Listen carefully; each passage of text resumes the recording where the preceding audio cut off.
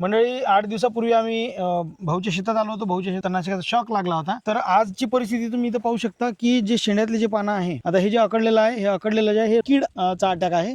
इथे तुडतुड्याचा तीव्र अटॅक आलेला तुम्ही पाहून घ्या. एका पानावर 2 तुडतुडे म्हणजेच तर भरपूर झाले. इथं तर 5-6 तुडतुडे एका पानावर दिसत आहे. परंतु नवीन जो शेंडा हा 100% इथं बचाव आहे, वाचलेला आहे आणि तणनाशकाचा कुठंच तुम्हाला तणनाशकाचा शॉक बसला असं वाटणार नाही. तर मंडळी आता आपण भाऊकडून जाणून घेऊया भाऊचं समाधान आहे का. भाऊ नमस्कार. नमस्कार. 8 ते 9 दिवसापूर्वी आपण जे फवारणी केली, तर मग त्या फवारणीत तुम्ही आता तिकडची छोटी कपाशी आहे ती पण आपण पाहू. म्हणजे शेंडा सपशेल मेला होता डायरेक्ट, म्हणजे शेंडा राहिलाच नव्हता. तर शेंडा तर काढलाच तिनं परत आणि वाढ पण झाली झाडाची. आणि हे फक्त 8 दिवसातला विषय. आणि बाजारात भाऊ तुम्हाला काय वाटतं? माझ्याबरोबर अगोदर जी होती कपाशी हो शेजारचीच आहे, हो हो. त्यांच्यावरी पण हे गेली.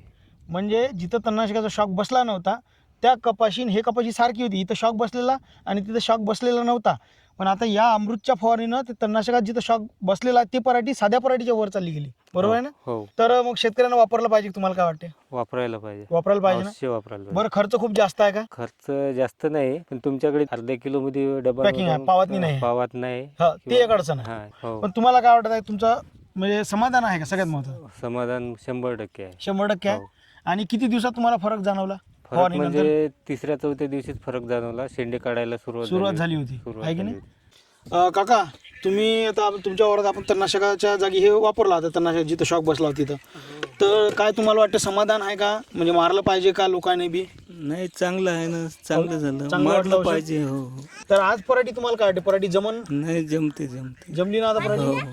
म्हणजे आता काही धोका नाही राहिला. नाही. ठीक आहे.